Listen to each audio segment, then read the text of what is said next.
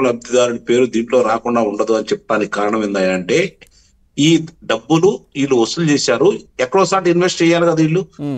Invest చేయనప్పుడు మిగిలిన డబ్బులు ఏమైపోయినాయి, ఎక్కడికి వెళ్ళినాయి, దానికి సంబంధించినంత వరకు బంగారం ఎంత కొన్నారు, ఎవరి దగ్గరికి వెళ్ళింది, లేదంటే ఇంత డబ్బులు హవాలా రూపేణా విదేశాలకు వెళ్ళింది, ఎంత డబ్బులు వెళ్ళినాయి.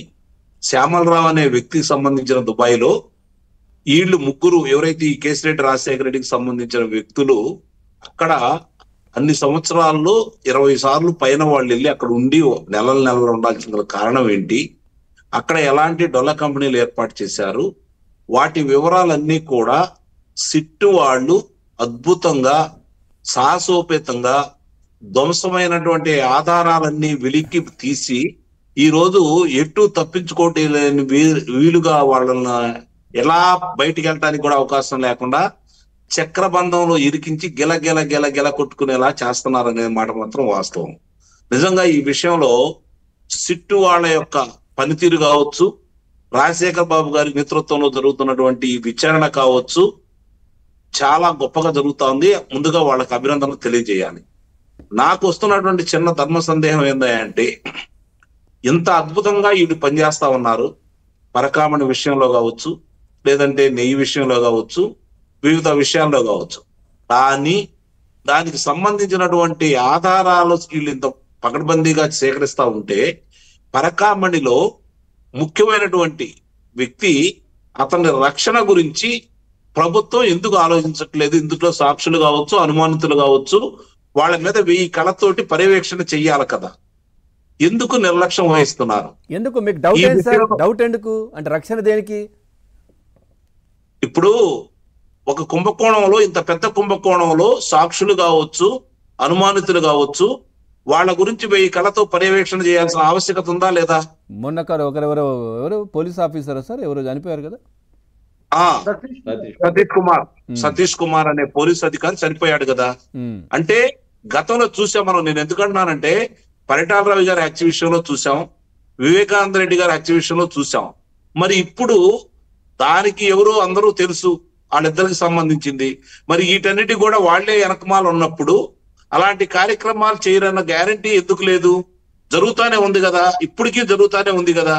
మరి ఎందుకు దాని మీద కూటమి ప్రభుత్వం దృష్టి పెట్టలేదు, పోలీస్ అధికారులు దృష్టి పెట్టలేదు? పవన్, ఇది కొంచెం ఆలోచించుకోవాలి. ఈ విషయంలో జాగ్రత్త పడకపోతే ఈ సతీష్ కుమార్ లాగా ఇందాక నేను చెప్పినట్టు పరిటాల రవి గారి హంతకులకు సంబంధించిన, లేకపోతే వివేకానంద రెడ్డి గారి సాక్షులకు సంబంధించిన వాళ్ళు రేపొద్దున సాక్ష్యం చెప్పడానికి ఒక్కడు కూడా మిగలకపోతే ఏంటి పరిస్థితి? ఇంకేమో దాని మీద ఎందుకు దృష్టి పెట్టలేదు? ఇది గనక చాలా ప్రమాదకరమైన సంకేతాలు ఇస్తుంది. ఇది దీని మీద కూటమి పెద్దలు కూడా దృష్టి పెట్టుకోవాలి. ఎందుకంటే సుబ్బారావు గారు ఏదో ధర్మ సందేహం చెబుతున్నారు, ఒకసారి అది అయిన తర్వాత నేను మాట్లాడతాను. ఆల్రెడీ మీరు చెప్పిన దానికి ఆంధ్రప్రదేశ్ హైకోర్టులో పిటిషన్ పడిందండి. ఈయన చనిపోయిన తర్వాత, సతీష్ కుమార్ చనిపోయిన తర్వాత పిటిషన్ లో హైకోర్టు ఆర్డర్స్ ఇచ్చింది. ఏంటంటే the director general of police crime investigation department is directed to accord protection to other prospective witnesses including the accused till the investigation is complete. Already హైకోర్టులో ఈ direction DGP crime investigation department వాళ్ళకి ముద్దాయిలను కానీ సాక్షులను కానీ ఈ దీంట్లో ఉన్న accused కూడా రక్షణ కల్పించండి టిల్ ఇన్వెస్టిగేషన్ ఈజ్ కంప్లీట్, ఈ యొక్క విచారణ పూర్తయ్యే వరకు. మరి ఎక్కడ సార్ రక్షణ కనిపించట్లేదు కదా అని ఆదేశాలు అయితే హైకోర్టు ఆదేశాలు స్పష్టంగా ఇచ్చినాయండి.